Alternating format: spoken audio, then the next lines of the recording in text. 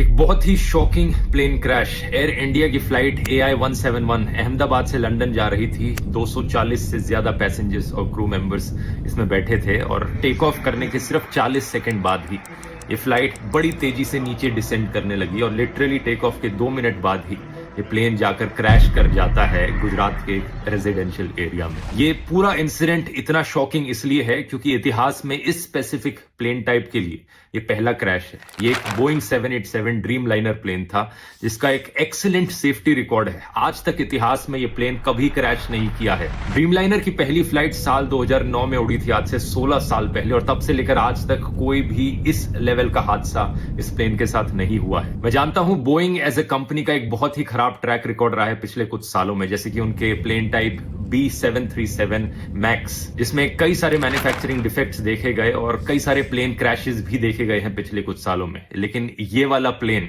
वो नहीं था। इस प्लेन का स्पेसिफिक कोड नंबर VTANB था, जिसे आप इंटरनेट पर जाकर सर्च करोगे तो सारा डेटा मिल जाएगा। ये 11 साल पुराना प्लेन था, कोई ज्यादा पुराना प्लेन नहीं था। ड्रीम लाइनर्स का लाइफ स्पैन 20 से 30 साल तक का होता है। जो पायलट इस प्लेन को उड़ा रहे थे, कैप्टन सुमित सबरवाल, उनका खुद का भी 8200 फ्लाइट आवर्स का फ्लाइट एक्सपीरियंस था, जो कि बहुत अच्छा होता है। तो पायलट भी इनएक्सपीरियंस नहीं थे। अगला सवाल आपके दिमाग में आएगा कि क्या वेदर खराब था? ऐसा भी नहीं था। 1:30 बजे दोपहर के ये क्रैश हुआ। वेदर कंडीशंस अगर देखी जाए तो लगभग 40 डिग्री सेल्सियस के आसपास का तापमान था। कोई ज्यादा तेज हवाएं नहीं चल रही थी। विजिबिलिटी जो थी बहुत ही अच्छी थी, 6 किलोमीटर से ज्यादा की विजिबिलिटी। तो ऐसे में सवाल उठता है कि यहां प्रॉब्लम कहां पर हुई। इसका असली जवाब हमें जल्द ही पता लगेगा। अभी प्लेन के ब्लैक बॉक्स से इंफॉर्मेशन को रिट्रीव किया जा रहा है, लेकिन मोस्ट लाइकली ये पूरा हादसा एक बहुत ही भयंकर टेक्निकल फेलियर का लग रहा है। क्या यहां पर कोई इंजन फेलियर हुआ है मेंटेनेंस फेलियर की वजह से? इसका असली जवाब तो हमें तभी पता लगेगा जब ब्लैक बॉक्स को रिट्रीव करके